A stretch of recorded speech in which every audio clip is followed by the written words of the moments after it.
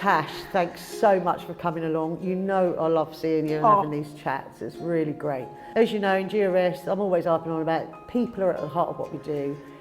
And we'd like to think that our conversations, sharing our stories, are going to help someone somewhere. Oh, definitely. It's so important to us both, and it's important that we let people understand what it's, it's not just about diagnosis and treatment, it's living with it. It's living with it. And that's what we want to do today, isn't it? Yeah. Let's look at the other side of cancer. Absolutely. How do you actually live with it?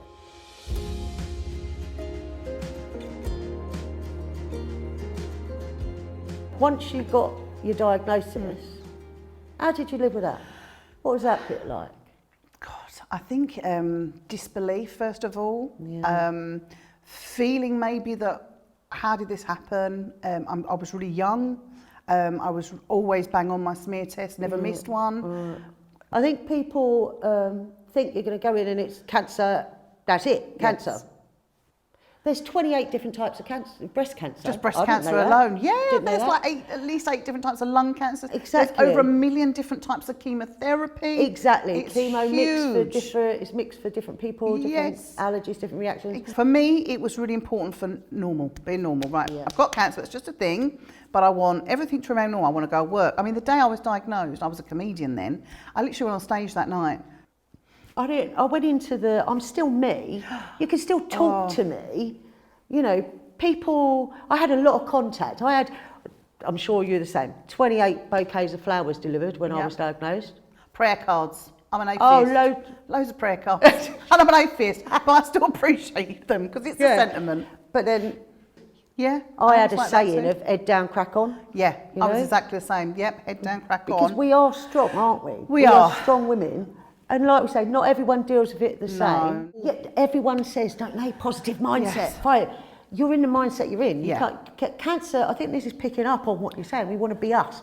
Cancer doesn't change your character. No, it doesn't define who you are. It doesn't define who you are. You're still who you are. But people don't know how to treat you. And this is the thing, and this is the thing I think we both feel very passionate about, and it's really important to get out to people, is really, when we say living with cancer, it's actually also how to deal with people you may know going through cancer, because it's so lonely. All your friends are so hurt and so scared and so worried. Falling apart behind the scenes. And they don't know how to cope, and they don't know what to say to you, because they think, well, how can I tell you that I hate my husband today or my wife or whatever when you could be dying? And you're like, please tell me about how annoying your husband is, and you've hurt your toe. I'm not dead yet. And I want to have my mind took off things. And if I tell you, if I can't handle it, I will tell you. And I think that's the other thing is, to tell people not to take it personally if someone with cancer can't see them.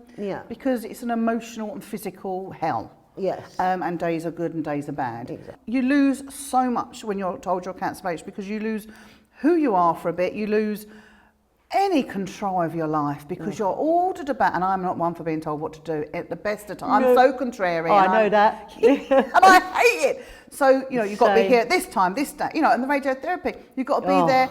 You've got to be there every morning at 10 o'clock. 30 seconds later, you're at the machine. You've took up the whole day of waiting around for 30 seconds. That can never get me head around, still winds me up. My daughter knew, because she was the first one. I said, is this a lump then? Okay. And I think... How old was she, for mine? She was, at that point, she was 17, just about to be 17. But I had a 10-year-old son, and that was my worry, telling my boy. Because you say cancer. Oh, yeah. And people don't know that there's all these different types, different stages, different whatever. They just see the C word. That was the hardest thing, was to tell my son. I mean, I've planned 5 funerals. Can't believe it. 5 funerals. They're they're meant. I thought mine was. I did think that, when I look back, I think you did lose the plot a little bit, because I'm convinced I didn't. But I look back and go. To be honest, you did. You did. I mean, my first one was I wanted to be stuffed and mounted. So when you go to these hotel resorts and spas, or they have the ski lodge with the big bear. Yeah. That was me. And I actually phoned a taxidermist to ask if you can stuff a human.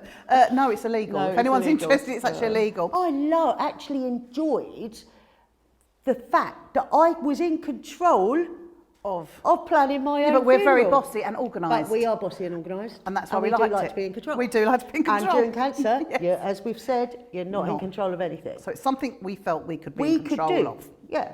For me, It was all about planning. How can I make it easiest on my family? Because as we said, they're falling around behind you. They are. But also it was more your kids, you had that whole thing with... The kids, yeah, well, my kids were adopted. Yeah. And all they ever wanted, well, it's called a forever family. Yeah. All they wanted was a forever family. And I felt like I wasn't going to see it through to the end. Yeah. And they were going to lose their mummy. When you're giving them Macmillan-ness... Yeah. It's another it's another kick that's in a smack in the face, isn't it? Yes, absolutely. Because that's like, I really am nearly terminal, aren't I? Yes, this is not the case. It's so got to be tailored to the person. Because actually, I'd have liked advice on how to tell my kids. That's what, because you were talking about how do you tell teenage kids who can Google it? Things, I don't know if you had this, but the things you thought you'd struggle with weren't so bad. But suddenly you'd get these curveballs thing going, oh, I didn't know that was going to affect me. Absolutely, absolutely. I mean, I kind of. I was surprised at myself. I was mentally stronger in that situation than I thought I would be. I used to panic. I'd have panic attacks before every scan, before every appointment. Oh, yeah. And that's what I'm saying. And every scan, and no matter how many years clear you are, I'm now 5 or 6 years clear from the last bout of cancer. Every scan, that build up will never leave. And the fear. The fear of it coming back, which unfortunately for me it did. No. And also the aftermath of treatment, the effects to our body. Yeah. You know. How do you feel about your hair now? Oh, I'm going to be Rapunzel for the rest of my life. I want to be 80 and I want to have hair down to my toes. Yeah. But if it gets over the belly, that'll be great. The weight gain is the worst one for me. But at least you survived. But at least you survived. You were brave. Oh, don't start the brave. The brave. If I get called brave once more. Yeah, let's talk about brave. I'm doing loads of things. Brave is not dealing with something you've got no choice over. Absolutely. It's not brave. However, how do you feel about sympathy then? Did you want sympathy? No. I didn't. No, I didn't want sympathy, but we've discussed and we both feel this. Acknowledgement. Acknowledgement is what we want. It's like recognition, isn't it? Recognition for the trooper we have been. The trooper, that's what we are. We're not brave, we're just fighting cancer. What about this, what about exposed? How do you feel about being exposed? We're saying exposed because with most medical conditions, you can choose to tell people or not. Unless, you know, maybe a comparison would be like a broken limb because you've got a plaster cast. With cancer, you can't hide. You've got a bald head, you've got no eyebrows, no eyelashes. There is nothing in the world that gives you that unless you've got cancer. So it doesn't matter how much stuff you stick on your head, wigs, you know, scarves, the itch, the this, the that. You look like a cancer patient and you can tell they're wigs. So you are exposed every time you go out. No eyebrows, no eyelashes. You can't hide that. You're so vulnerable when exposed in that situation. And again, I think yours not in your control, so then you stay in. Yeah. Because then you think, oh, I don't want to go out today and everyone stare at me today. Yeah. Or sometimes you think, do you know what, I'm going out and I'm going to look like Snow White or Ariel. Yeah. But you've got to laugh at it. Absolutely. You know, well, have you or haven't you? We have. We have. Because that's the point, isn't it? Yeah. For us, we want to keep as normal as possible. We do. I always say, follow the lead of the cancer patient and don't fear. Do you want a hug today? Do you want me to get lost today? Do you want something today? It's always that thing, how can I help you? What do you need from me and what's important to you today? Yeah. And I think if we just remember that and we love our friends or our family members or our work colleagues that are going through it, is what do they need? And let the person tell you. I don't want to talk about, you know, I know cancer patients that never want that word cancer mentioned.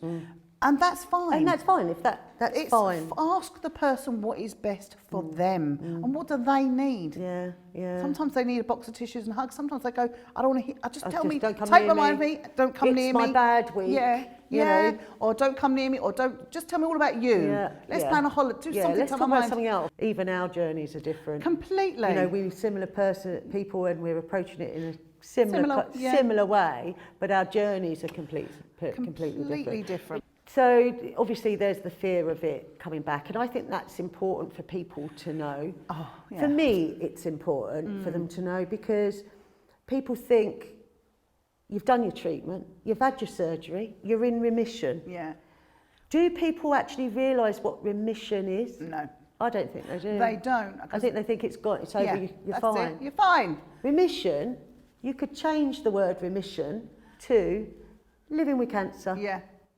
I reckon that'd be a better example. Yeah, because because that's what we're doing. We are, because you know, a lot of the time it does come out, like you said, you're coming up for the 2-year mark. 2 years. I know. How does that make you feel at the moment? Well, because that is a big milestone. It's getting there. That's a big one for me, as you know. 2 and 5. 2 and 5 are the big ones. For me personally, everywhere I look, it feels like my particular cancer comes back, seems to be around the 2-year stage. Year 1 was hard enough, but year 2, I know, I'm at 18 months living with cancer now, let's call it, 18 months. So I think in 3 months, you know, a couple of months before my next review, my scan and bloods How are and you going to be feeling about that? I'm going to be proper scared. And I'll have probably, I don't know what you call them, is it ghost symptoms or whatever you call them? You know, I'm probably going to manifest them them somehow, you know. It's a bit like you get a toothache and you think your cancer's back, don't you? Oh God, like once you have it, it's everything. To everything, do. You know, I've got an itch at 2 years point. For me, at 1 year, weirdly enough, about 6 weeks or so before my appointment, I suddenly kept getting tired every day at around 3 o'clock. It's like, oh, I'm exhausted, I've got to go lay down, I'm tired, I'm going to go sleep. So of course to me, I'm like, it's the cancer. Yeah, it's back. Cancer's back. Got the fatigue, that's one tick box. Where's my appetite? Have I lost weight? Have I anything. And there was actually nothing wrong with me. And I think it was my brain telling me, preparing me maybe to be told that the cancer's back. And I know that that's going to be tough for me. So for me, the people around me, it's important, as I know for you, it's important for people to remember the key dates, you know? And follow your lead. And follow and my you might be a little lead. bit itchy scratchy, I call it, when you're a little bit tetchy, a little bit, I call it itchy scratchy. I'm a bit itchy scratchy because I'm anxious about getting a bit anxious now. I'm getting a bit worried. Because the fear's kicking in a little bit. Because, you know, one thought leads to another and we end up at our kids. Oh, absolutely. I remember my cancer nurse saying to me when I finished chemotherapy, I remember my cancer nurse saying to me, you're now about to approach the hardest piece. And I went, what, radiotherapy? She said, no, learning to live with cancer. So that's what we're doing, Tam. We absolutely are, and I think we're doing it rather swell. I think we're rocking it, We are honey. rocking it. Right. Here's to many more. Thank you so much. Hopefully, people who listen to this understand a little bit more about cancer, maybe the different side of cancer.